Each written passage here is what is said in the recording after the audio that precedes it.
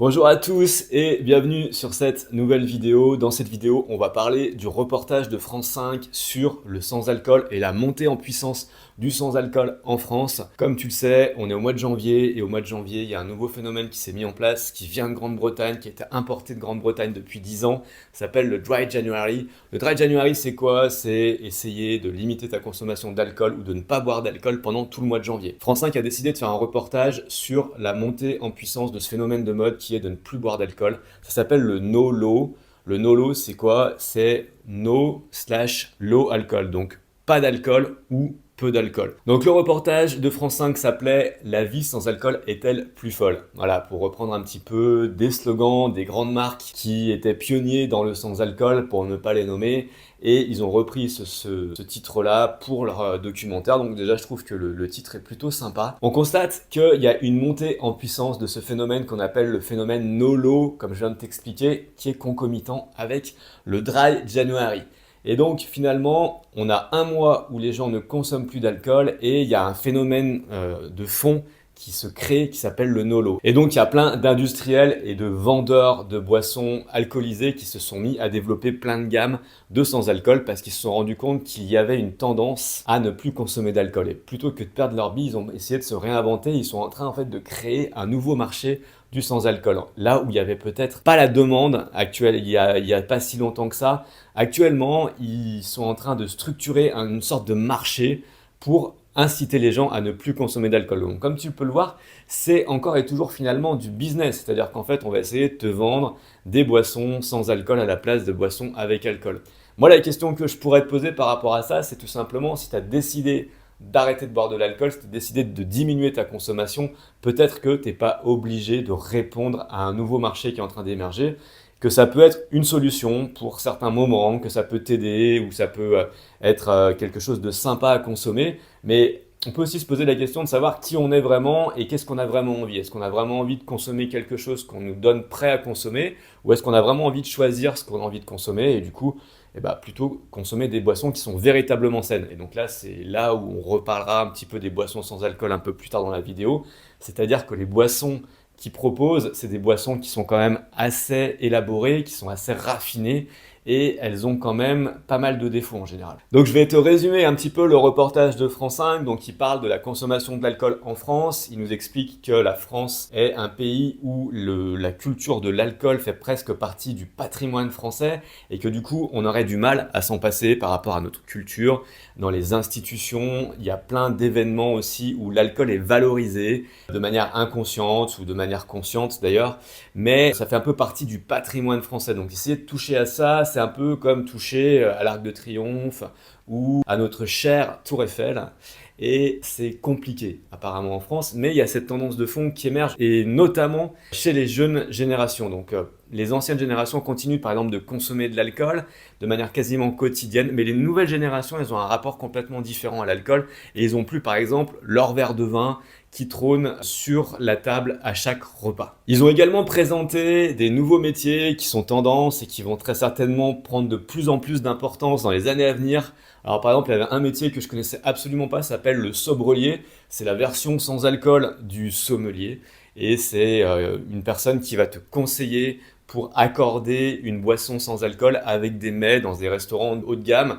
Donc dans des restaurants étoilés, tu pourrais retrouver un sommelier. Alors, tu vas peut-être pas le trouver de partout et dans tous les restaurants, mais il y a quelques restaurants, encore très rares en France, qui proposent pour l'instant cette version sans alcool, cette version désalcoolisée du sommelier. Également, ce que j'ai découvert dans le reportage, c'était l'ouverture d'un nouveau caviste en France qui est à Nantes apparemment, et ce caviste est spécialisé dans les boissons sans alcool. Donc chez ce caviste, tu trouves uniquement des boissons sans alcool et il a pratiquement toutes les boissons sans alcool qui peuvent exister. Donc en fait, c'est les versions sans alcool des alcools. Donc tu vas retrouver par exemple les spiritueux, les gins, les whisky, peut-être les vodkas. Tout a été fait pour donner l'impression de consommer une boisson avec alcool, sauf que c'est des boissons qui sont sans alcool. Bien évidemment, ce que je viens de t'énumérer dans les nouveaux concepts qui émergent, notamment le sommelier ou les cavistes spécialisés, tout ça, ça coûte un certain montant d'argent, ça coûte assez cher. c'est vraiment destiné à une élite. Donc en fait, c'est pour des gens qui veulent arrêter de boire ou qui veulent diminuer leur consommation, mais qui ont déjà certains revenus font partie d'une certaine catégorie sociale. Et donc ça touche pas l'ensemble de la population. Donc c'est ça un peu les limites que j'ai trouvées au niveau du reportage, c'est-à-dire qu'en fait c'est un reportage qui se concentrait uniquement sur les citadins. C'est un reportage fait par les citadins et pour les citadins. Comme la consommation du sans-alcool progresse, c'est également une tendance de fond comme le biologique dans l'alimentation, et c'est des choses qu'on retrouve beaucoup dans les grandes villes et qu'on retrouve moins dans les zones périphériques ou dans les zones rurales. Et donc c'est principalement la chose que je lui reproche, c'est-à-dire de ne pas vouloir essayer de toucher tous les types de populations. Et donc peut-être de toucher uniquement les élites et les personnes les plus proches de tous les privilèges, qui ont accès à beaucoup de choses, donc qui font partie des centres-villes urbains en France. J'ai trouvé que le reportage était presque réservé à une certaine élite ou à une forme de jeunisme aussi, hein, en disant comme quoi c'est les jeunes qui ont tendance à ne plus consommer d'alcool et puis les vieux ils ont qu'à consommer de l'alcool, ils ont qu'à continuer à en consommer. Pour moi, il n'y a pas d'âge pour arrêter de boire de l'alcool et il n'y a pas d'âge pour passer au sans-alcool, et peu importe où tu habites, si tu habites à Brive-la-Gaillarde, si tu habites au fin fond de la France, t'as pas besoin d'habiter Paris-Centre pour avoir envie d'arrêter de boire de l'alcool. Et pour moi, tu dois essayer de t'imprégner de tout ça.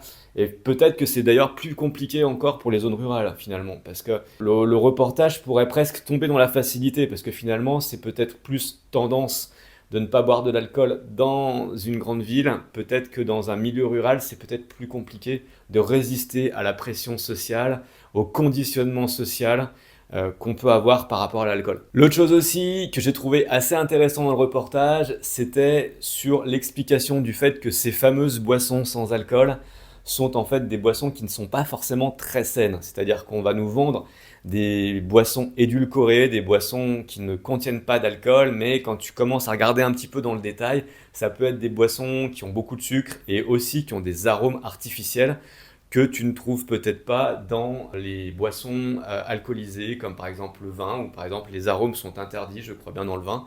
Et donc là, dans les boissons sans alcool, vu que c'est pas considéré comme de l'alcool, c'est pas considéré comme du vin, c'est pas considéré comme de la bière, ils ont le droit de rajouter des arômes pour falsifier le goût, pour en fait que le goût de la boisson soit meilleur, et donc pour te fausser ton jugement, pour que tu aies envie d'en reconsommer et pour que tu aies une bonne expérience vis-à-vis de ce qu'ils vont te vendre. Et ça aussi c'est pareil, du coup sur l'aspect santé, finalement ces boissons elles sont assez trafiquées. J'en reviens à ce que je te disais tout à l'heure, c'est-à-dire que si tu décides d'arrêter de boire de l'alcool, pourquoi est-ce que tu as besoin de ces subterfuges? Je dis pas que c'est une mauvaise chose, mais je dis qu'en fait, la meilleure des choses que tu puisses faire, c'est de passer à des boissons sans alcool saines. Ça existe, hein, bien évidemment, il y a des boissons qui sont des simulats des boissons avec alcool et qui peuvent être saines, mais ça représente peut-être pas la majorité des boissons sans alcool. Voilà, c'est à peu près tout ce que je pouvais dire sur ce reportage. J'ai trouvé quand même que ce reportage était très intéressant, qui nous montrait vraiment une nouvelle tendance qui est en train d'émerger en France. J'ai trouvé que c'était une belle manière de pouvoir promouvoir le sans-alcool. J'ai trouvé qu'il y avait plein de choses intéressantes dans ce reportage, mais comme je t'ai dit, j'ai trouvé qu'il était trop centré sur les grandes villes, sur les citadins, qu'on nous a pas proposé assez d'alternatives autres que des alternatives qui sont commerciales et des alternatives qui sont pas toujours très saines à la santé et surtout qui coûtent beaucoup d'argent. Donc voilà, donc dis-moi ce que toi t'as pensé de ce reportage, si tu l'as vu, qu'est-ce que t'en penses, et si tu as envie de réagir à cette vidéo, tu peux également réagir à cette vidéo dans les commentaires. Et puis voilà, si ça t'intéresse, n'hésite pas à t'abonner à ma chaîne si tu as envie d'arrêter de boire de l'alcool, et également tu peux laisser un petit pouce sur cette vidéo pour promouvoir cette vidéo si ça t'a plu. Voilà, je te dis à bientôt, salut salut.